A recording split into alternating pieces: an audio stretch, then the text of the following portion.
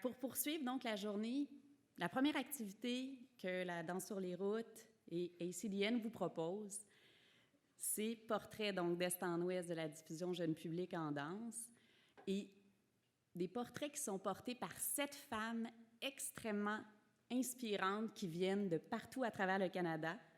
Je les inviterai même à monter immédiatement en fait sur scène de l'autre bord peut-être. Merci. Des portraits sensibles qui vont nous permettre de découvrir des réalités parfois méconnues, des pratiques différentes. Et c'est vraiment un moment d'échange. On va vous inviter à la fin à intervenir, à poser des questions à nos panélistes. Je vais avoir un rôle extrêmement cruel, à savoir celui de maître du temps. Donc je m'excuse d'avance auprès de nos panélistes. Et on va tout de suite commencer avec notre première panéliste, Madame Ginette Ferland, de Communication Diffusion Ginette Ferland au Québec.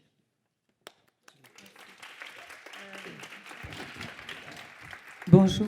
Oh my God. Bonjour. Je vais m'en tenir à mes petites feuilles parce que j'ai beaucoup d'informations et je ne voudrais pas m'égarer. Alors, je commence ainsi. J'aimerais partager le fruit de mon expérience des 30 dernières années en tant que psychoéducatrice, chorégraphe, enseignante durant plusieurs années à la co-direction générale de Bouches-de-Lac de 2000 à 2015 et maintenant agente de développement de diffusion pour PPS Danse et Création Estelle Clarton. Vous pourrez découvrir leurs œuvres demain en intégrale et en conférence démonstration. Je peux donc dire que les chapeaux, je les ai tous portés et que je reconnais l'importance de chacun de nous ici rassemblés dans le développement de notre pratique artistique.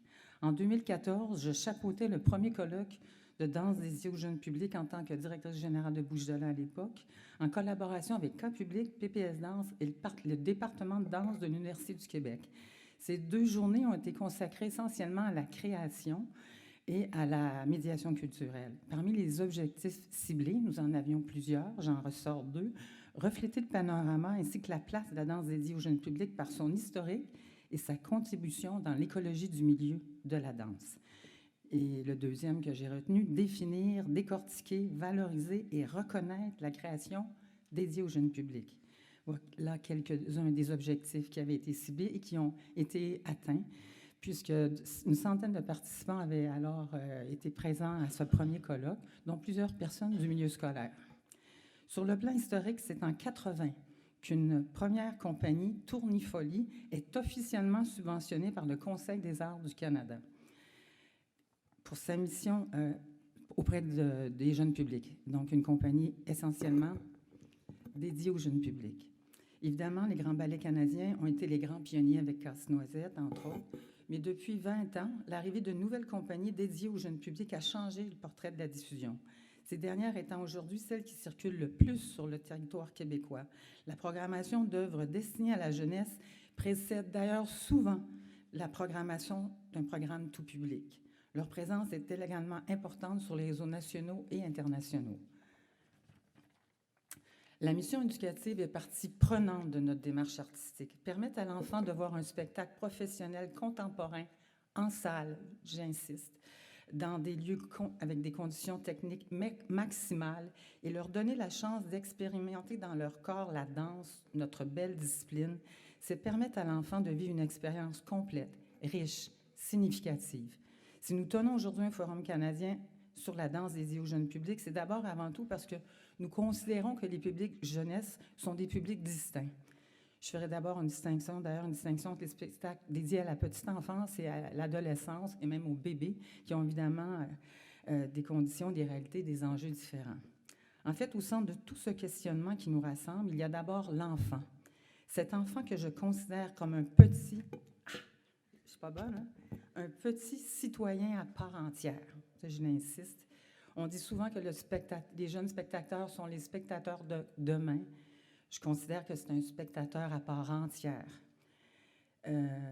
qui a le droit de vivre une expérience unique et de vivre des expériences fortes, significatives, qui viendront l'enrichir, le faire vibrer, le questionner, l'émerveiller, l'ouvrir au monde.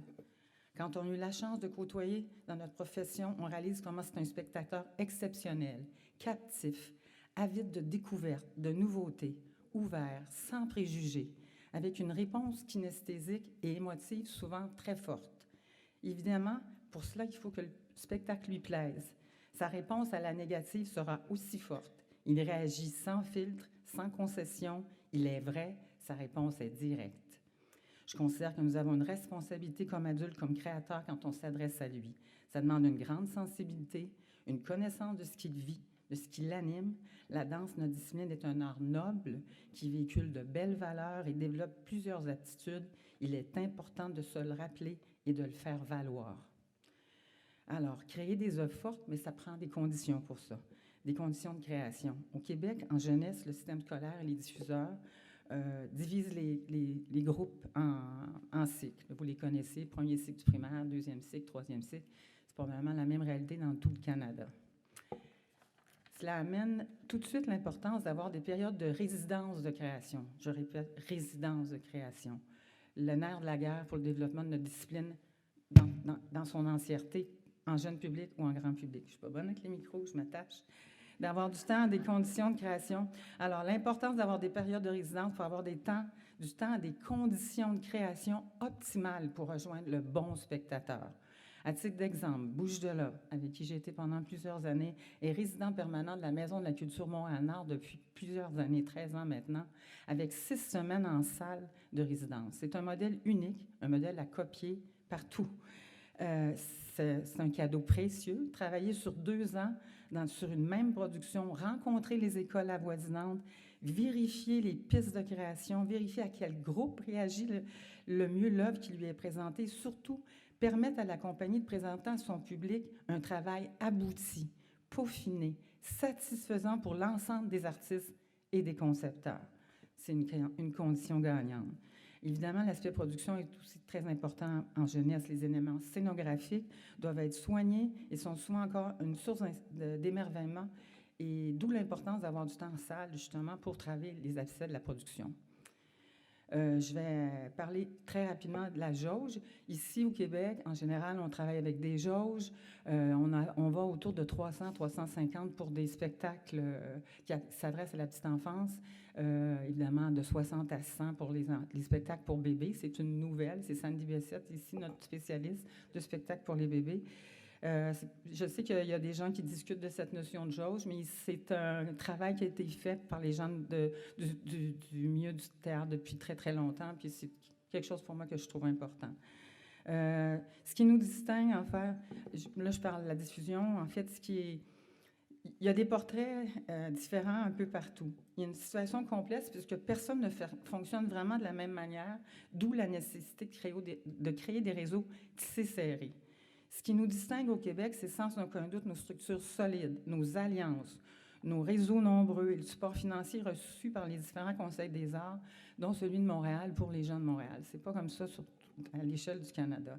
Il faut également souligner un facteur important dans notre développement. Ici, au Québec, le théâtre destiné à l'enfance et à la jeunesse s'est construit d'une façon remarquable dans les 40 dernières années. Là, je parle du théâtre. Il y a plus de 40 compagnies de théâtre jeune public au Québec. Qui offrent des spectacles d'une grande qualité et qui tournent à l'échelle internationale. Nous bénéficions de leur travail de défrichage et de bâtisseur. Nous avons vraiment été dans leurs pas. Je les remercie encore et encore. Depuis quelques années, nos actions sont maintenant concertées. Toutes les disciplines, on a même formé 3 comités.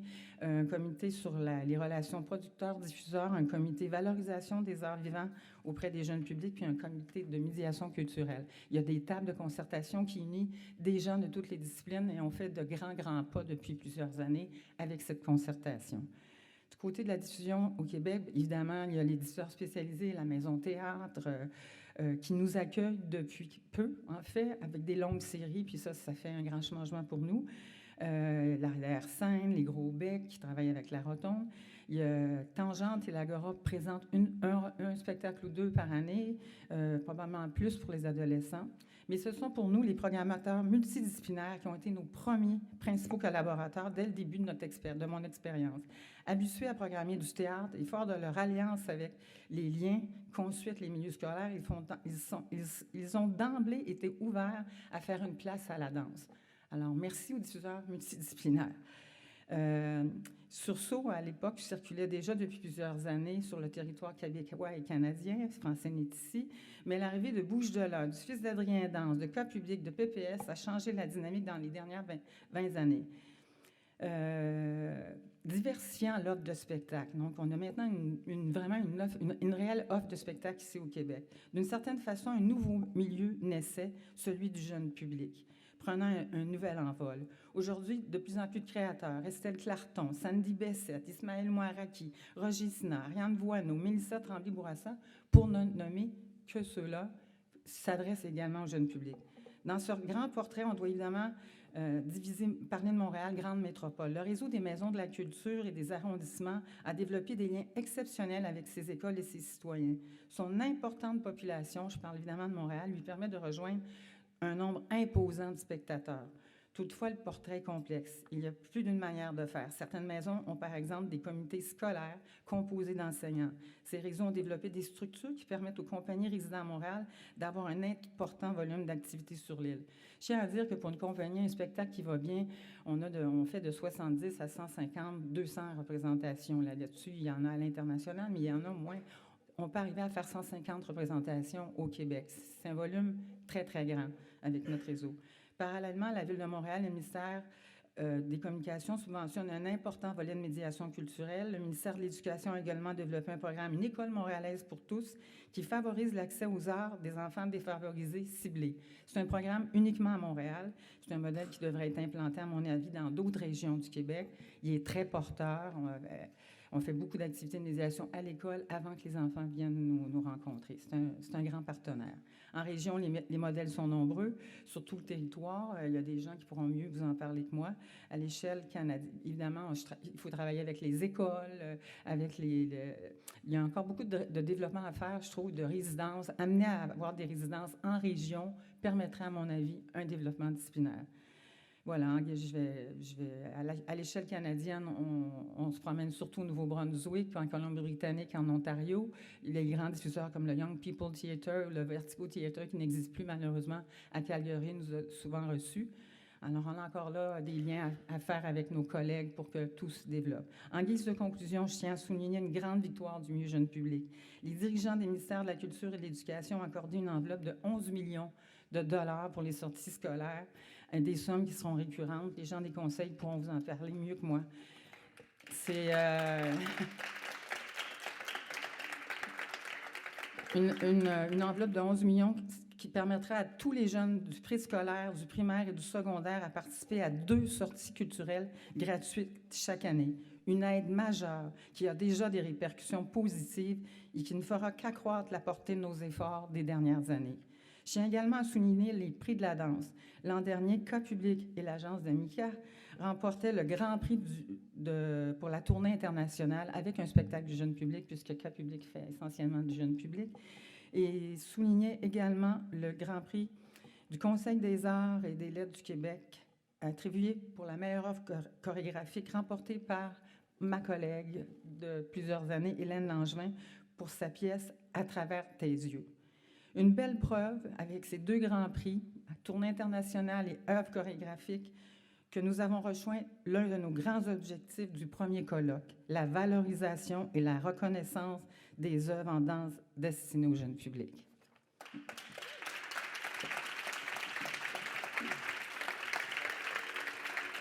Merci. Merci énormément, Ginette. Et tu passais... Non, c'est correct pour le temps. Tu parlais de modèle, puis je pense que tu es un modèle pour nous tous, et c'est vraiment essentiel pour notre milieu. Merci énormément.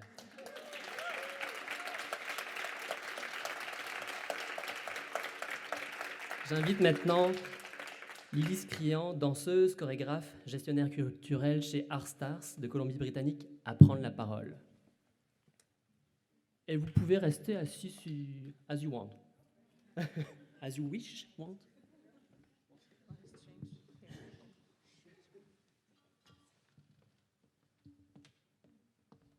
Allô, bonjour. J'ai étudié le français 6 ou 7 ans dans les États-Unis, mais j'ai oublié beaucoup de mon français. Alors, je m'excuse, mais je vais parler en anglais. Hello, my name is Lily. I am an emerging artist and choreographer based in Vancouver. And as well, I work at Art Starts in Schools, which some of you may know as a nonprofit that works in art and education across BC. My personal work as a choreographer is a lot about site-specific dance and theater that's grounded in drag and queer art forms.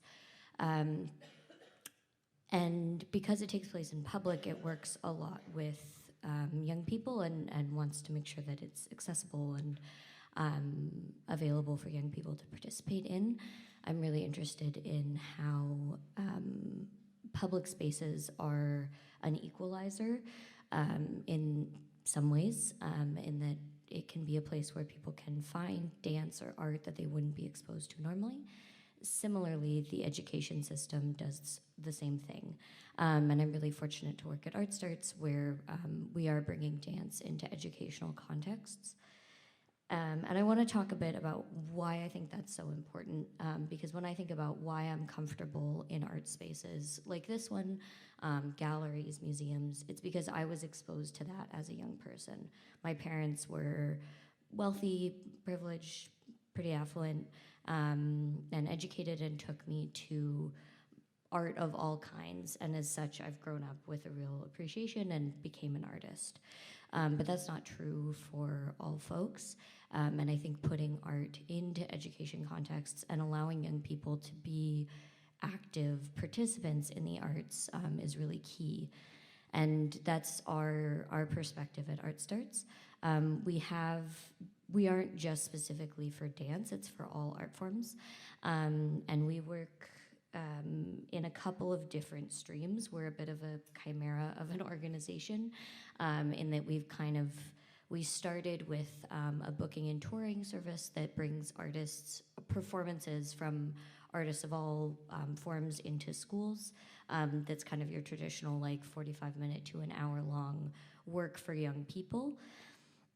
We also have a grant stream that I help administer that is projects, hands-on projects where artists come into classrooms and work with young people on projects that bring together art and the BC curriculum.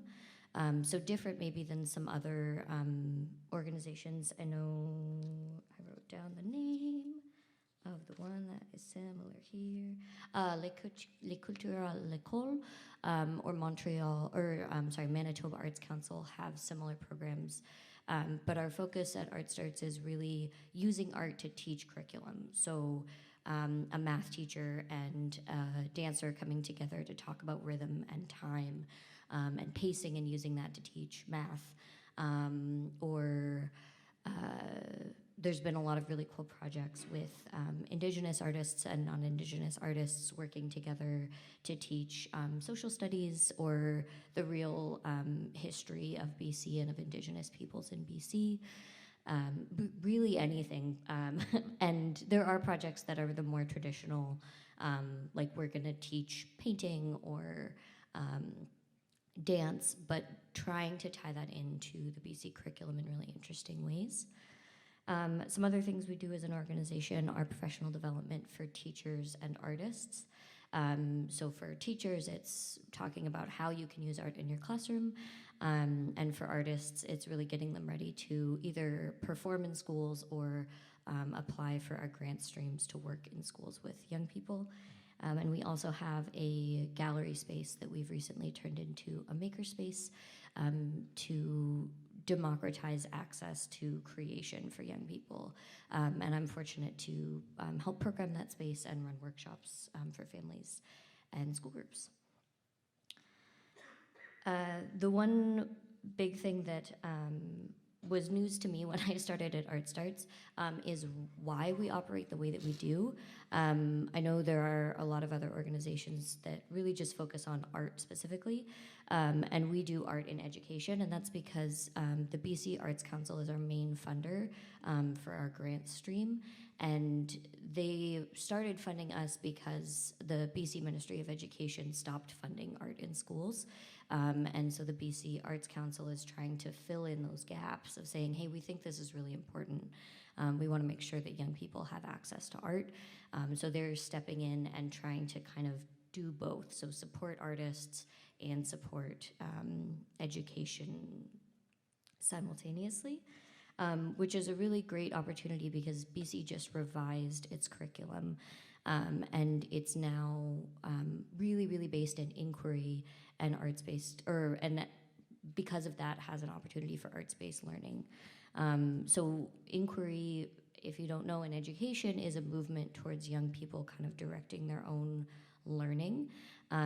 So with our grants applications, folks need to present an inquiry question, kind of like a research question, if you remember from science in elementary school, or any level of science, where you have a question and the artist is there to help facilitate an understanding or a way into that question in a way that allows the students to really be the artists, and the artists are there to support and encourage and guide, but they're not going in and saying, you're gonna do these dance moves this way.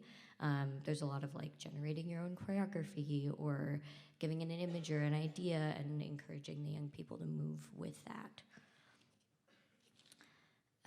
The other thing that's really great about the revised BC curriculum is they have these new core competencies, which are inherent in everything that happens, which makes it really easy for artists to find a grabbing point for where to connect their work with the BC curriculum.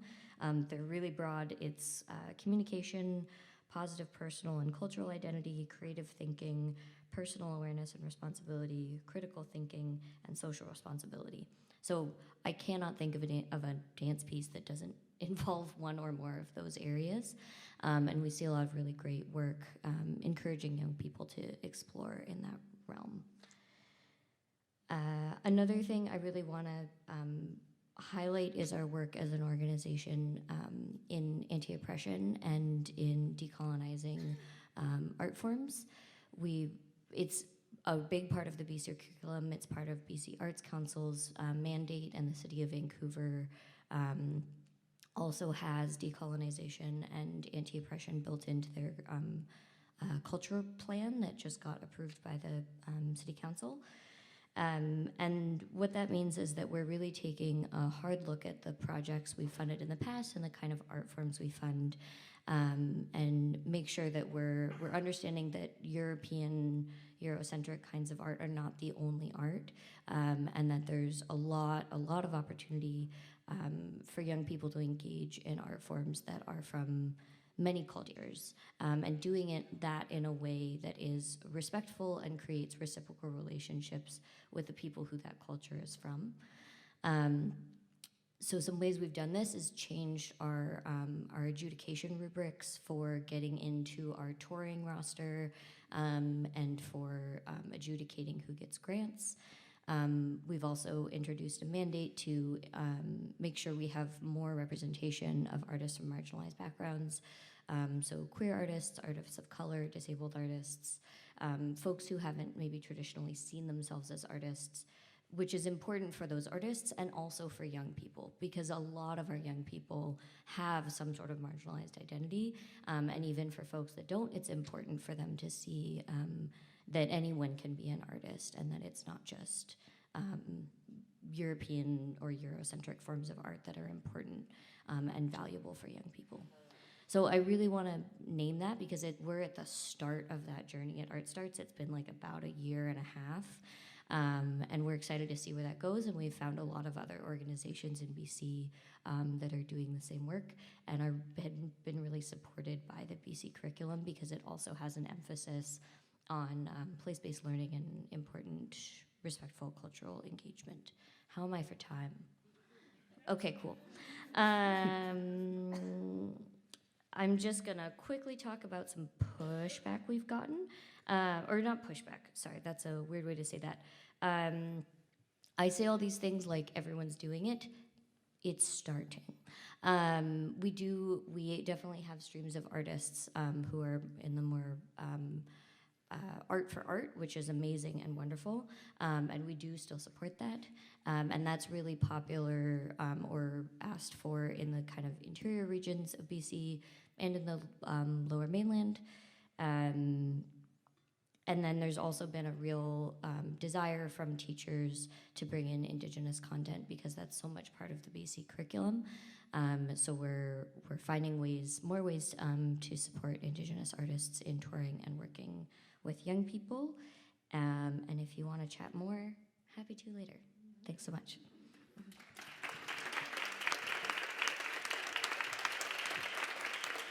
Merci énormément. Thank you, Lily. J'invite maintenant Géraldine Morita, directrice artistique de la compagnie Mile Zero en Alberta, à vous parler.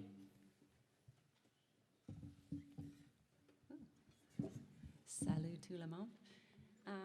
Yeah, I'm Jerry Morita. I'm with Mile Zero Dance in Edmonton, and I've been there for about 20 years. And in that time, there's been very little development in dance for young audiences.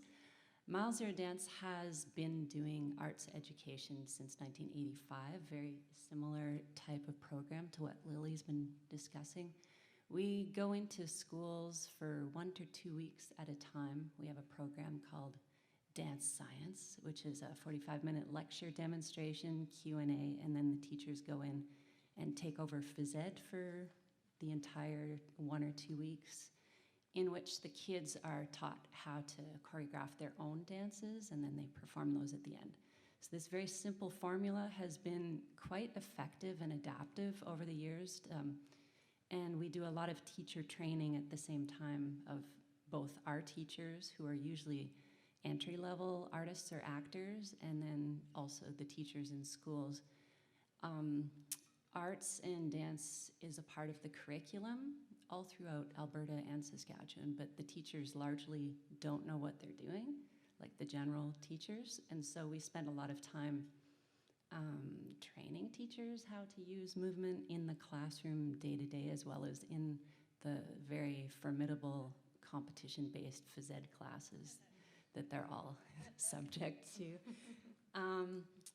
Yeah, and so there's very little dance. I researched, young artist dance across the province, and there's surprisingly little. And here's what I came up with. So Edmonton and Calgary are the two main cities. They both have just over 1 million people. And then there's a lot of rural, small town city, and 140 reserves. We're on Treaty 4, 6, 7, and 10 in Alberta. And there's a significant Indigenous population with, very specific, isolated needs. And there are people who tour just exclusively to those locations. And a lot of it is outside of any of these existing networks that we're here today discussing. Several groups do the sort of work that Mile Zero does, where dancers go into the schools working with education.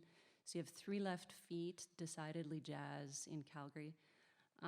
As new trends emerge, there's a greatest focus on interdisciplinary dance, Indigenous Métis dance, hip-hop, folk dance, and global dances. In general, most of these are adapted towards grade 6 and under, with a real dwindling of opportunities for children in junior and high school to see dance that is directed towards their interests anywhere in Alberta aside from television. One of the main companies doing dance for very young audiences, specifically and not as a sidebar to other performing activity, is Jenny Peters in Calgary with her company Box Tots. This company has professional dancers creating and performing work alongside child development specialists and psychologists for work that is suited to very young, even preschool-aged children and parents. These relaxed performances are in 2 short segments with Q&A, paper and crayons all over the floor for kids to participate in without having to sit still. No rigid seating. The pieces are interactive with counting and things like this so that kids can be interested. And there's an actor on cast, so it's not entirely nonverbal.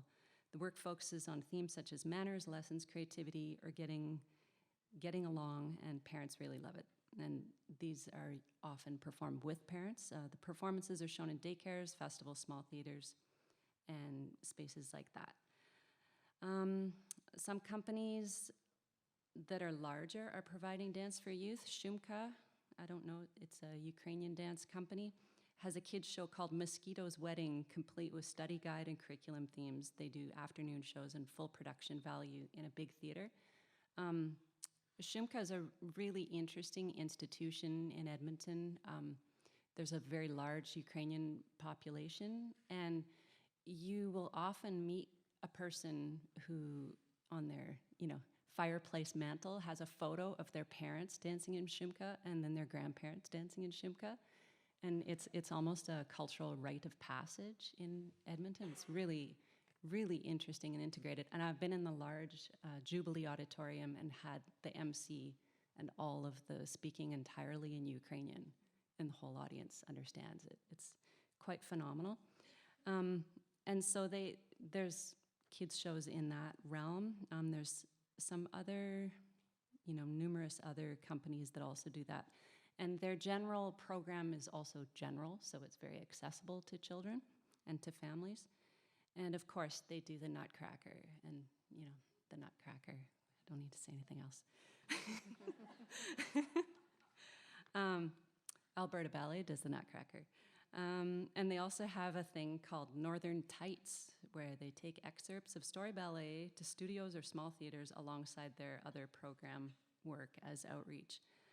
La Girandole is the Franco company in Edmonton, and they do folk dance, jig, and also dance around the world, and all in French. And they work in the French schools, and they're very busy doing that kind of work. And they also have a small kind of pre-professional company that comes out of their dance school. Momo Dance in Calgary and Cripsey in Edmonton are the two companies that do mixed ability dance, and they've both done shows specifically for youth. One specific artist to watch is Calgary-based Mark Kunji Ikeda, who balances his work between theater and dance and is very adept at all ages. And his work is Japanese-centered focus often. There's now only one major children's festival since Calgary's has gone broke. and there's a new one being formed in Calgary, kind of a startup called Create Calgary. In Edmonton, you have the St. Albert Children's Festival, which is a major 6-day festival with a very strong mandate for safe spaces, accessibility, reconciliation, diversity. In the past 3 years, they've produced 4 dance-specific pieces, and they're all really going towards an ethnocentric or accessibility kind of focus. And Alberta has a lot of dance schools, so it's the highest per capita dance schools. So people dance when they're young. It's kind of a thing. So ballet, tap, jazz, hip hop, quote, contemporary, and cultural and folk dances. So Ukrainian, Highland, Colombian, Japanese, Sudanese, Greek, Italian, powwow, Métis, jig. Dance is one of the highlights of the very large Heritage Days Festival in Edmonton. But a lot of this is considered amateur and does not tour much outside of these special events. There's a lack of activities for youth to engage in dance outside of their own dance schools if they can afford it. And dance is kind of an elite thing as a result. And so when we go into more inner city schools, we'll often encounter people who've never had a dance class before. And it's really life-changing when they experience that. Powwow Indigenous hip-hop dance has its own specific circuit, which allows people to tour. A friend of mine, a hip-hop artist, Sean Arcida, toured all through the north area with a comedian named Conway Kootenai. So they would drive to a reserve, do a hip-hop stand-up show, and then sleep over, and then drive to the next reserve. And they would do this for weeks, and it's quite extraordinary, but very tough grassroots kind of touring. Fringe Theater Adventures in Edmonton programs theater for young audiences, but dance is not a specific mandate, and it's a very new market to be discovered. And there is a lot of general audience, but very little for young audiences. And there's a chance, as it's being developed, to really consider it not being colonized. Thank you.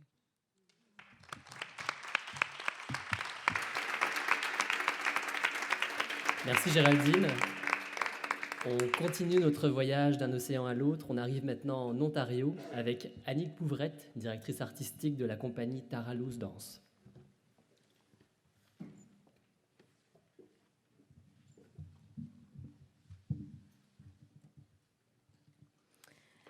Alors bonjour, Tara Loose Dance, on est une compagnie de danse contemporaine en résidence au Centre des Arts Shankman à Orléans, qui est dans le secteur est de la ville d'Ottawa, un peu en banlieue de la ville. Et puis nous, la diffusion de notre travail en jeune public a commencé en 2012 et ça a commencé vraiment au Centre des Arts Shankman parce qu'on se retrouvait dans un secteur de la ville qui était vraiment un terrain vierge, non seulement pour la danse contemporaine, mais aussi pour le travail en danse pour le jeune public. Et au centre, on a 2 salles de spectacle et on a aussi le diffuseur du centre. On a aussi un diffuseur francophone, le mouvement d'implication francophone d'Orléans. Ce sont 2 diffuseurs pluridisciplinaires.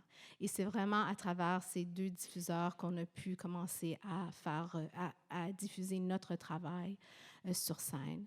Et nous, on l'a toujours fait par le biais de la médiation culturelle. Donc, en grand public, on présente au Centre des Arts Shankman dans la série familiale, mais on a aussi développé un événement qu'on appelle En studio avec nous. Donc, quelques semaines avant le spectacle, on invite les familles, on invite le public à se joindre à nous dans le studio de danse. On présente un extrait du spectacle qu'on va présenter dans quelques semaines. Et ensuite, on invite les gens à bouger avec nous en lien avec ce qu'ils viennent de voir et en lien avec le spectacle qu'on va présenter sous peu. Donc, ça nous permet de créer un lien dynamique avec le public, de les sensibiliser à notre travail, mais aussi à la danse, et aussi à nous rencontrer, à nous poser des questions. Donc, c'est un peu un travail pré-spectacle qu'on fait avec le public.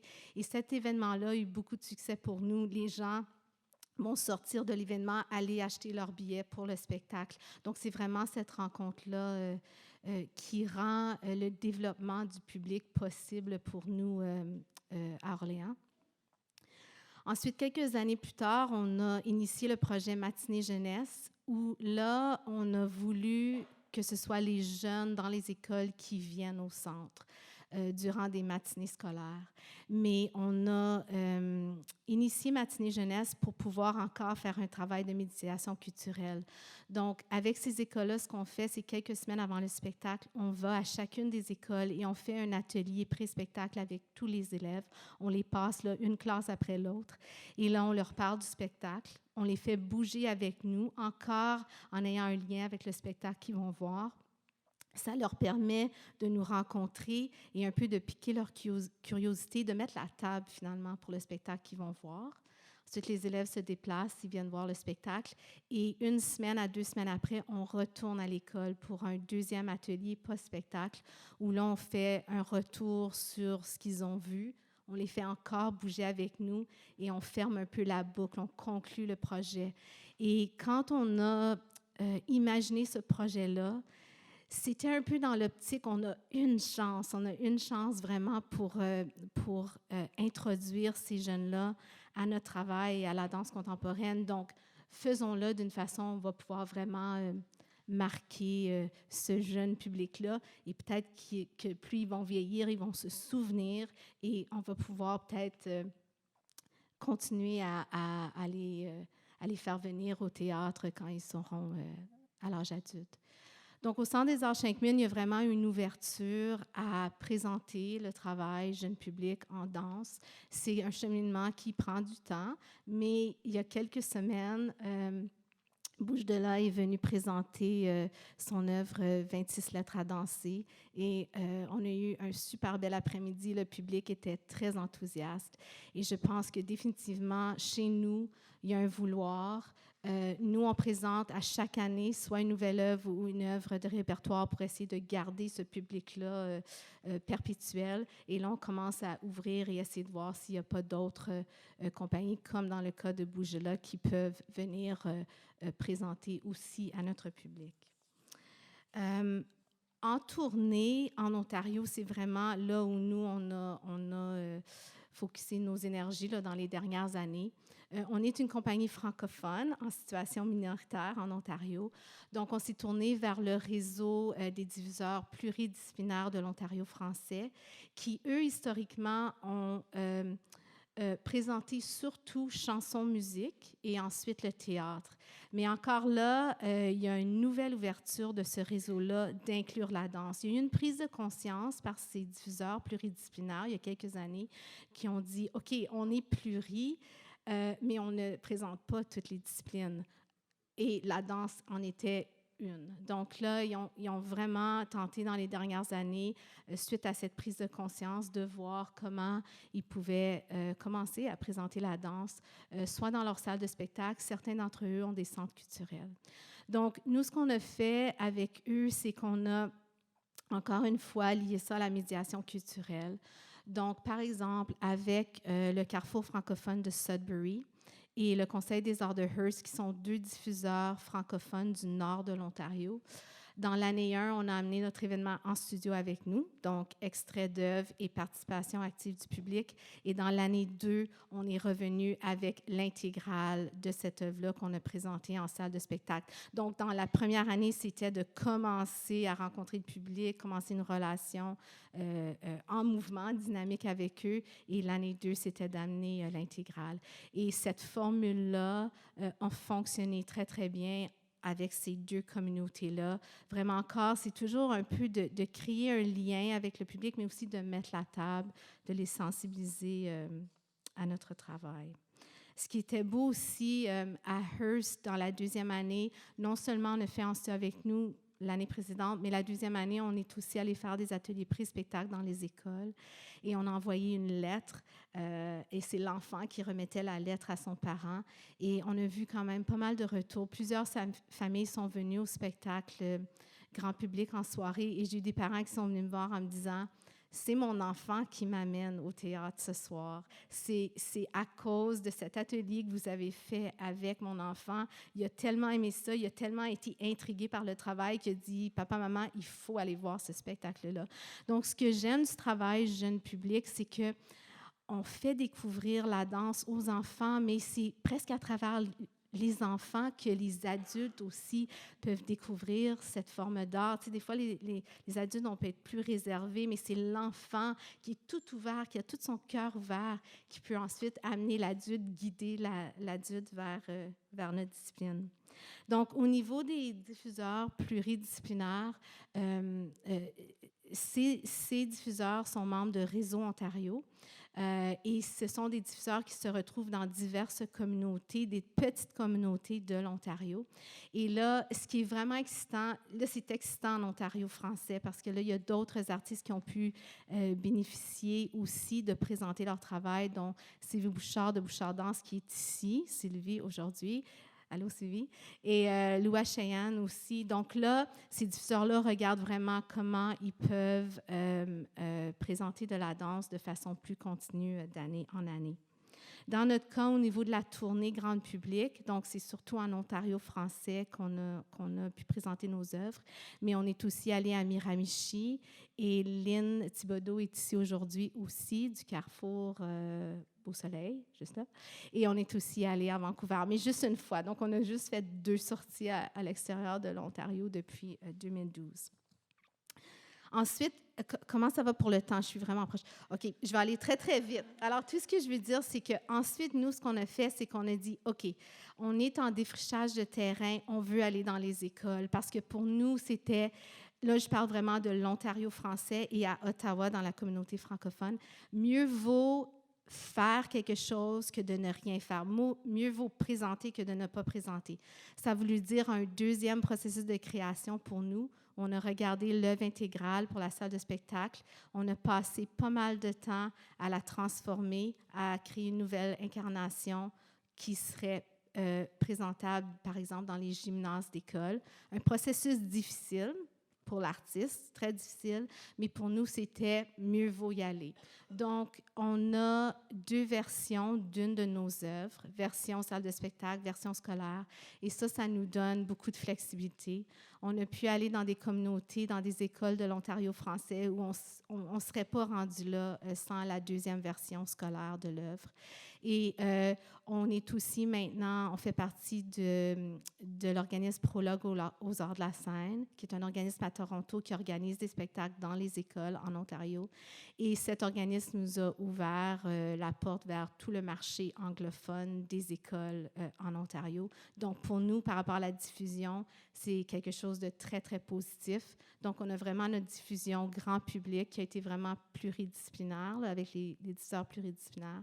Et on a toute la vague des spectacles scolaires dans les gymnases d'école. Mais je veux juste terminer en disant, des fois, on peut regarder une situation et dire « Ah non, on ne peut pas faire ça, on ne peut pas prendre le travail artistique et puis le transformer. » Mais quand nous, on a pris le temps de le faire, on a trouvé des solutions vraiment créatives et vraiment originales et même très inspirantes en faisant ce travail-là.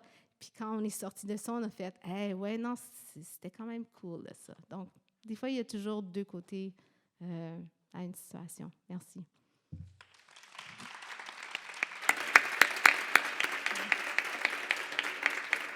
Merci beaucoup.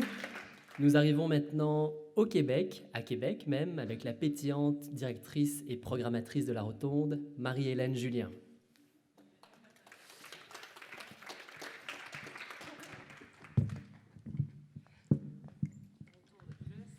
Et on va y être.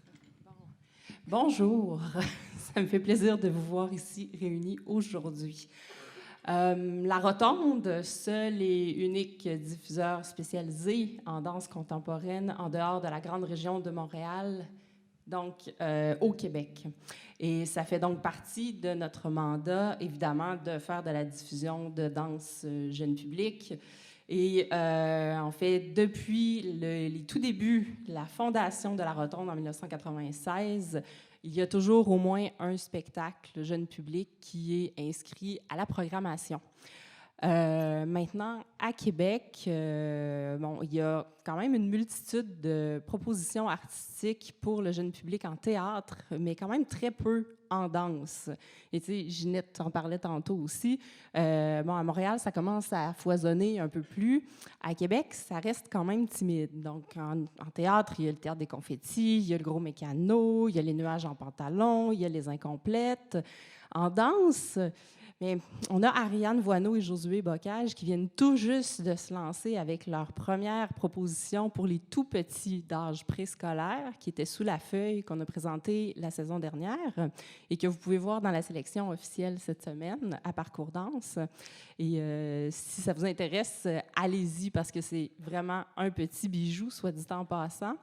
Il y a eu une belle recherche de fait et moi je l'ai vu avec les enfants dans le théâtre, c'était comme ça se peut pas la réaction, c'est fantastique. Et autrement, ce qu'on présente habituellement, ce sont des spectacles qui sont vraiment destinés au grand public, mais dont on peut penser qu'ils vont intéresser une clientèle, par exemple, adolescente. Et à ce moment-là, on va faire des représentations grand public en soirée et des représentations jeunesse pour adolescents en après-midi de ces mêmes spectacles.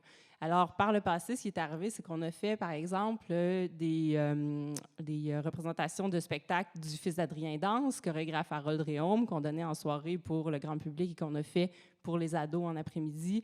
Même chose avec des propositions de danse cas par cas, chorégraphe Karine Ledoyen, de Code universel, chorégraphe Daniel Bélanger. Et donc, Dans les faits, évidemment, on essaie de se démener pour trouver les meilleures propositions possibles, mais inévitablement, à cause du peu de propositions qu'on a qui émanent de chez nous, on va aller toujours à chaque année chercher des propositions qui viennent, c'est surtout de Montréal, en fait. Et voilà, quand on propose des productions pour le jeune public, c'est toujours accompagné d'ateliers préparatoires en classe. Donc, spontanément, c'est toujours offert au groupe. C'est au groupe de décider s'ils prennent l'atelier ou pas. Dans la grosse majorité des cas, évidemment, ils vont le prendre. À ce moment-là, des artistes de la production vont se rendre dans les classes, rencontrer les élèves et travailler avec eux, par exemple, peut-être monter une séquence, une petite phrase chorégraphique du spectacle pour leur faire comprendre qu'est-ce que c'est de l'intérieur.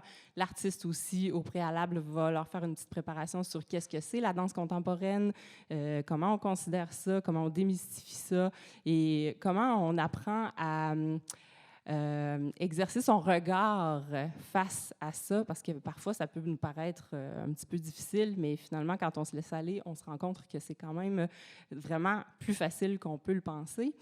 On a des cahiers pédagogiques aussi qu'on remet aux professeurs pour continuer la préparation des élèves en classe avant de venir assister au spectacle.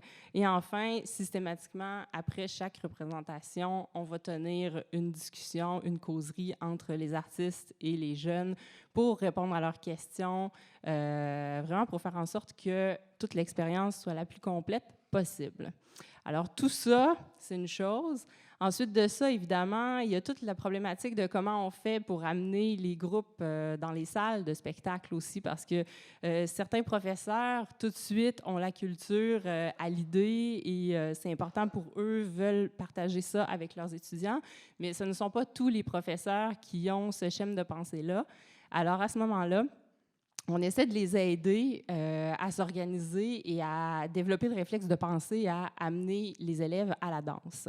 Alors, on a créé en 1998, avec l'Orchestre symphonique de Québec et le Théâtre jeunesse Les Gros Becs, qui est le diffuseur jeunesse spécialisé à Québec, un regroupement qui s'appelait le regroupement de scène en scène. Le regroupement de scène en scène, son but était justement d'organiser toute voyons, je cherche mon mot que je veux dire. Organiser en fait toute l'offre en danse, musique, théâtre, jeune public, pour que ça soit facile pour les professeurs, pour qu'ils puissent s'y retrouver et qu'il y ait tout de suite l'information de qui contacter s'ils veulent amener leur groupe voir du théâtre, pour les jeunes de la danse, pour les jeunes de la musique classique, pour les jeunes. Et aussi, évidemment, pour nous, il y a une question d'optimisation de coûts parce qu'avec le regroupement, on fait un seul envoi à, par exemple, commission scolaire, des écoles en particulier. Des fois, il y a des écoles privées. Et donc, toute l'information est envoyée. Et ensuite de ça, c'est beaucoup plus facile aussi pour réussir à développer une relation avec ces gens-là. Et un petit peu plus tard, en fait, en 2016, les musées de la Ville de Québec se sont ajoutés à notre regroupement. Donc, on a changé le nom. Ce n'est plus le regroupement de scène en scène, mais c'est devenu le regroupement de scène en musée. Et à ce moment-là, fait partie, en plus de théâtre, musique, danse, l'organisation de toutes les activités muséales destinées au jeune public également. Alors, donc, le regroupement, c'est une autre chose. Quelque chose qui est vraiment intéressant aussi, c'est qu'il y a un festival d'art multi à Québec dont vous avez peut-être entendu parler, qui s'appelle le Mois Multi, qui a lieu à tous les mois de février. Et les commissaires du Mois Multi ont changé il y a 2 ans. En fait, habituellement, c'était un seul commissaire pour le festival en entier et son commissariat durait 3 ans. Maintenant, on a 3 commissaires. On en a un qui est destiné plus aux arts visuels, un autre qui est destiné un petit peu plus à tout ce qui est théâtre, musique, technologie, et un autre commissaire pour déterminer des œuvres jeunes publics dans toutes les disciplines qui vont être présentées pendant le festival. Alors ça, c'est une très belle innovation dont on est vraiment très heureux. Et Une autre chose que la Rotonde a développée avec un collaborateur pour s'assurer de la meilleure diffusion, en fait, de la danse jeune public, c'est une alliance développée avec le Théâtre Jeunesse Les Gros Becs, dont je parlais un petit peu plus tôt. Alors, en s'alliant avec le Théâtre Jeunesse Les Gros Becs, parce que les Gros Becs étaient aussi intéressés à faire au moins une proposition un peu plus dansée, qui pouvait garder un caractère théâtral, mais ce n'était pas obligatoire non plus. Alors, on fait des co-présentations. C'est un modèle de partage de risque à 50-50. On se fait un seul budget, on met tous les revenus, toutes les dépenses. Les Gros Becs ont leur salle pour diffuser le spectacle. Alors, la grande majorité du temps, les pièces sont diffusées dans le théâtre des Gros Becs. Et à ce moment-là, ce que ça nous permet, c'est évidemment, ça permet un certain partage du risque. Donc, le risque est plus seulement sur une des deux organisations qui présentent, mais bien, c'est mieux réparti. Donc, ça devient un petit peu plus léger, tout ça. Ensuite de ça, bien aussi, ça permet de faire circuler les publics.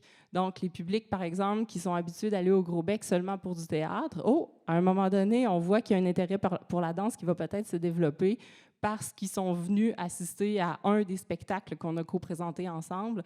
Puis à ce moment-là, il y a quelque chose de nouveau qui vient de sortir et ceux-là, on va finir par les fidéliser aussi au fil des saisons. Donc, on fait une co-présentation par saison depuis, ça fait au moins 10 ans de ça. Et parfois 2, dépendamment des propositions, de ce qui nous intéresse, et la direction artistique des Gros Becs et la direction artistique à la Rotonde. Et on voit après ça comment ça évolue. Franchement, ce qui est vraiment intéressant aussi, c'est qu'en plus des raisons que je viens de donner pour justifier et expliquer pourquoi on aime vraiment faire ça, bien, il y a aussi que ça nous permet, évidemment, comme les coûts sont moindres à faire ça à 2, d'ajouter de la diversité à nos programmations respectives. Donc, peut-être ajouter un spectacle de plus par saison, chose qu'on n'aurait pas pu faire si on avait été seul à supporter la proposition qu'on a décidé de faire ensemble. Voilà. Une autre initiative qui est vraiment, vraiment très intéressante, qui émane celle-là de la communauté de pratique numérique du Conseil de la culture des régions de Québec et de Chaudière-Appalaches, un projet qui s'appelle « Créer des êtres culturels ». Et c'est un projet qui est à ses premiers balbutiements en ce moment. L'idée est de faire des étudiants en enseignement à l'Université Laval à Québec, en fait de les former à vouloir intégrer dès le début de leur pratique professionnelle la culture dans le curriculum qu'ils vont proposer aux élèves à qui ils vont enseigner. Donc à ce moment-là, ce qu'on fait, c'est qu'on propose à ces étudiants-là toute une série de spectacles dans une saison auxquels ils vont pouvoir assister gratuitement. On leur propose de l'accompagnement aussi, dans le but de les aider à développer la pensée vraiment par rapport au milieu culturel et éventuellement, évidemment, développer le réflexe aussi d'amener leurs futurs étudiants fréquenter les théâtres, fréquenter la danse, fréquenter les musées, l'orchestre symphonique. Évidemment, le regroupement de scènes en musée a quelque chose à voir là-dedans aussi. Puis, ultimement, toute la communauté artistique de la Ville de Québec également. Ce que j'ai envie d'ajouter, comme on est dans le temps, rapidement. En fait, ce que je souhaite vraiment beaucoup, c'est que la création pour le jeune public en danse continue de se développer. On a besoin de plus de propositions. J'aimerais voir s'élargir le spectre de propositions et le nombre de compagnies qui vont nous proposer de la danse. Et enfin aussi, ce serait le fun de voir une véritable innovation dans les activités de médiation qu'on propose aux écoles, d'aller au-delà des ateliers dans les écoles, des discussions et des cahiers pédagogiques dont j'ai parlé précédemment. Je vous remercie infiniment. Je vous souhaite une très belle semaine. Merci Marie-Hélène. On termine notre voyage au Nouveau-Brunswick avec Chantal Cadieux, directrice de la compagnie Danse Encore. Allô tout le monde! Hey! On n'aimerait-tu pas mieux être en train de danser? Moi, d'habitude, à 8h30, je suis à l'Université de Moncton en train d'enseigner les futurs acteurs et actrices acadiennes du pas juste du Nouveau-Brunswick, il y en a beaucoup de la Nouvelle-Écosse et du Prince-Édouard qui viennent étudier l'art dramatique à Moncton. Donc, je suis vraiment honorée d'être ici. Et surtout, puisque c'est dans le cadre de parcours danse, parce que moi, ça fait longtemps que je danse puis que je parcours. Puis je parcours d'abord comme danseuse, parce que c'est ça que je voulais faire, puis je fais encore ça, des fois, quand le monde veut que je danse encore. Danse encore. C'est vrai, là. Chorégraphe, diffuseur, producteur, puis danseuse. 40 ans, danse encore. Alors, 40 ans de jeune public. Allô, Pierre-Paul. Mais c'est vraiment 40 ans de jeune public parce que, un peu comme Ginette disait tantôt, issu du milieu théâtral. Donc, c'est pour ça que je suis professeure de mouvement en art dramatique depuis 40 ans à l'Université de Moncton pour gagner ma croûte et faire danser puis faire valoir des satellites théâtre qui sont des jeunes qui ont passé dans mon école pour devenir des danseurs physiques ou des acteurs en mouvement. Donc, 40 ans de jeune public et on a tourné beaucoup dans les premières années. En 80, on tournait 25 à 35 spectacles. Alors, on peut parler de Zigzag, Junk Food, En panne, différents spectacles que j'ai créés, puis souvent avec de la musique en direct, avec des musiciens, 2 musiciens, 3, 4, 5 danseurs. Ça a tombé à plate en 95, 96, 97, ça ne marchait plus. Alors, on a fait plein de choses. Et puis, finalement, 15 ans passés, les Acadiennes se sont grillés d'une association d'artistes, puis on a fait un réseau de diffusion qui s'appelle le réseau Radar. Le réseau Radar a fait un volet 6 ans plus tard qui s'appelait le réseau Cerf-Volant. Alors, j'ai, avec un collègue, écrit un document qui s'appelait « La danse sur les routes du Nouveau-Brunswick ». Parce que moi, je suis mes cousins et cousines québécois et québécoises comme minoritaires à Moncton. Et puis, j'ai pris comme leur idée. Puis, on a écrit un document pour dire que la danse ne tournait pas. Parce que Radar, c'était essentiellement la chanson et la musique. Puis, c'était essentiellement financé par Patrimoine Canada à cause des langues officielles. Et danseurs, pas de langue, femmes, minoritaires. Laissez-moi vous dire que faut danser de toutes les manières pour continuer à survivre. Donc, Cerf-Volant, finalement, on a du succès avec Cerf-Volant. Après avoir fait plusieurs démarches, parce qu'ils ne diffusaient pas la danse au réseau Cerf-Volant. Alors, toutes les années précédentes, c'était moi au téléphone, puis je vendais. Après, quand ils développent un réseau, là, il faut que tu passes par le réseau. Puis là, tu ne peux plus juste prendre le téléphone et dire « Hey, allez-vous prendre la compagnie? » So là, OK, si tu n'as pas d'argent puis si tu n'as pas une équipe dans ton bureau pour tout faire ça, c'est compliqué. Alors, finalement, le réseau Cerf-Volant est vraiment intéressé à diffuser les autres disciplines, dont la danse. Alors, on a tourné récemment École buissonnière, on a fait 32 spectacles avec ça, puis Pierre-Paul tourne au Québec encore avec la pièce. C'est une coproduction. Je me suis dit, c'est parce que les Québécois sont dans ma cour que ça va marcher. Ah, surprise, j'ai monté un nouveau spectacle. Respire par le nez et ça tourne. Puis là, c'est pas une coproduction, c'est juste acadien. Donc là, on est en tournée en ce moment et puis on a fait 12 représentations. Lynn Thibodeau a acheté un des spectacles pour son groupe au centre communautaire à Miramichi. Et puis, on a 3 autres blocs de tournée. Alors, on va peut-être en faire 40.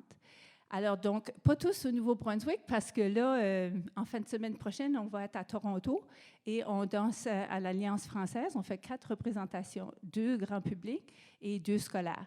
Donc, on est vraiment heureux. Ça va être la première fois que la compagnie Danse encore sort de... on est allé au Québec pas beaucoup. Beaucoup dans l'île du Prince-Édouard, la Nouvelle-Écosse et le Nouveau-Brunswick. quelques petites fois en Nouvelle-Écosse, à Terre-Neuve, c'est-à-dire 2 fois dans toute notre carrière.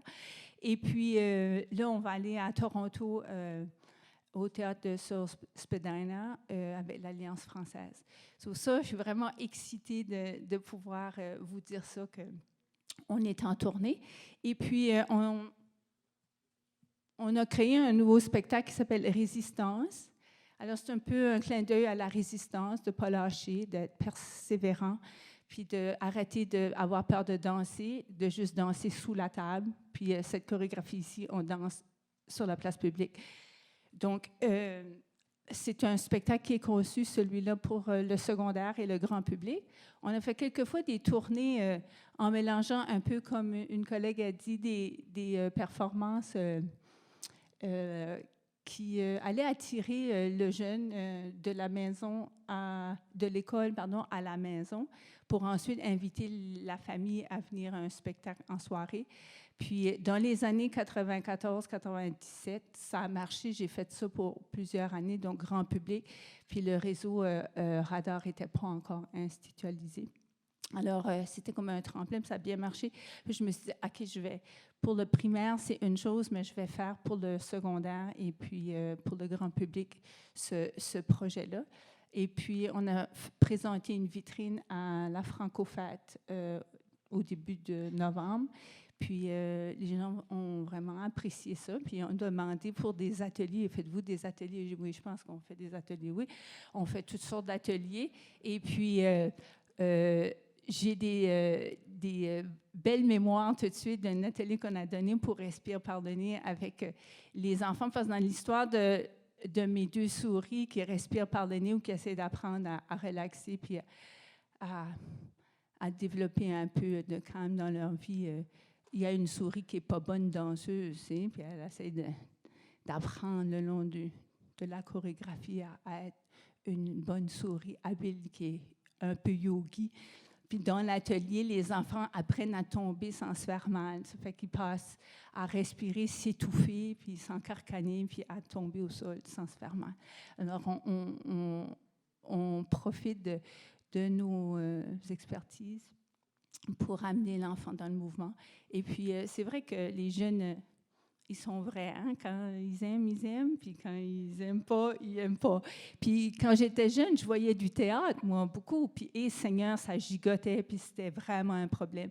Puis moi, je me disais, si j'avais de la danse, ce ne serait pas un problème. Sauf finalement, je fais de la danse. Mais quand les enfants sont assis dans le gymnase, puis on parle de jauge, 200 ou 300, ça dépend de la visibilité, évidemment, surtout pour la danse contemporaine, quand on fait plein de trucs au sol.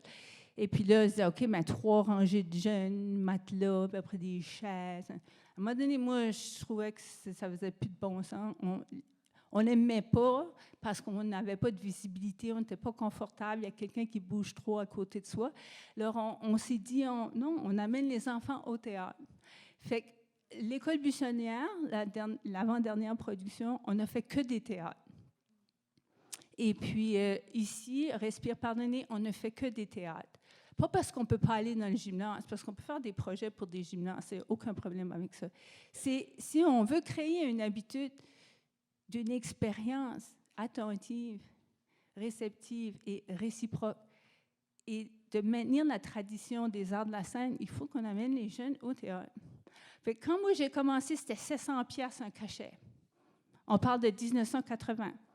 Maintenant, j'ai 1200$. 1200$, j'ai fait mon calcul pour Toronto, là, comment est-ce que ça me coûte par show avec mes 2 techniciens, le troc, l'équipement clé en main, plus les 3 interprètes, c'est 342$. 3342$ pour comme un show, une affaire. Puis là, mais à Toronto, j'ai un extra, c'est pas 1200, j'ai 1750. Wow! Là, je suis à moitié prix, là.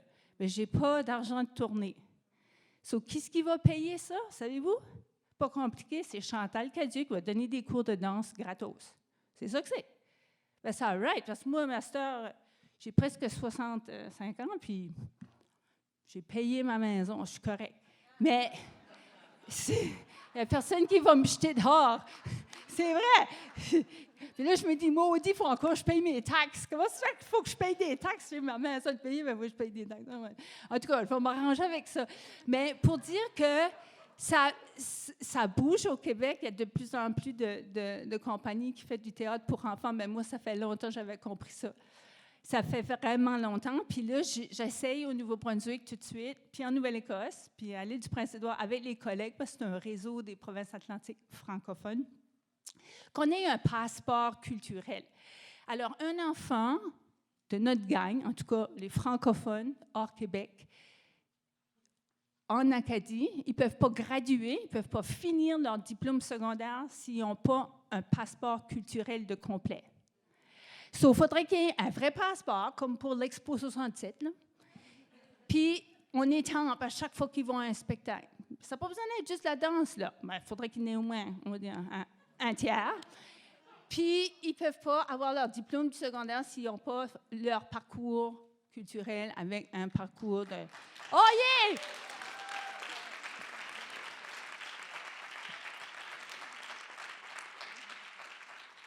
Pourquoi pas? Bien, bonne fin de discussion et tout ça. Je suis contente d'être avec vous autres, puis venez me voir si ça vous intéresse de parler acadien un peu.